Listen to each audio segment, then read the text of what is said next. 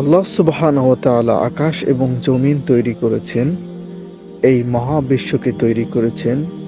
এই মহাবিশ্বের মধ্যে যাহা কিছু আছে তিনি তৈরি করেছেন। আর এই মহাবিশ্বের মধ্যে সবথেকে উৎকৃষ্ট প্রাণী মানুষ তৈরি করেছেন।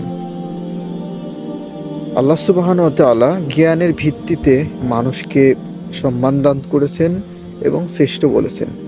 আবার এই মানুষই তার বুদ্ধিহীনতার কারণে, তার জ্ঞানহীনতার কারণে, মূর্খতার কারণে সে চতুষ্পদ জন্তু থেকেও নিকৃষ্ট হিসেবে বিবেচিত হয়, যখন মানুষ মনুষ্যত্ব গুণাবলী অর্জন করতে পারে না।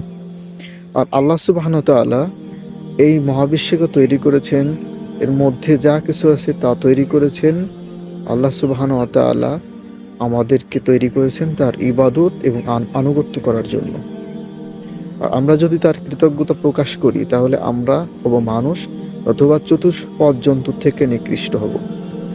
এই দুনিয়াতে এই দুনিয়া যদি আল্লাহর কাছে কোনো মূল্য থাকতো মাছার ডানার পরিমাণ, তাহলে আল্লাহ পাক যারা আল্লাহর প্রতি কৃতজ্ঞতা প্রকাশ করে না, যারা কাফির, যারা মুশরিক, তাদেরকে আল্লাহ পাক কখনোই খাওয়াতেন না, রিজিক দিতেন না। তাহলে এই দুনিয়া আল্লাহর কাছে তুচ্ছ, কিন্তু আল্লাহর কাছে প্রিয় জিনিস হলো তাকওয়া। যারা তাকওয়া অর্জন করেছে, খোদাভীতি অর্জন করেছে, মুমিন হয়েছে এবং আল্লাহর বান্দা হতে পেরেছে, তারাই এই পৃথিবীতে এবং দুনিয়া এবং পরকালে সব থেকে সফল ব্যক্তি হিসাবে বিবেচিত হবে। অথবা সারা দুনিয়াও যদি উপার্জন করা হয়, অর্জন করা হয়, তাহলে কোনো লাভ নাই, যতক্ষণ পর্যন্ত আল্লাহ আমাদেরকে তার বান্দা হিসেবে স্বীকৃতি না দেবে।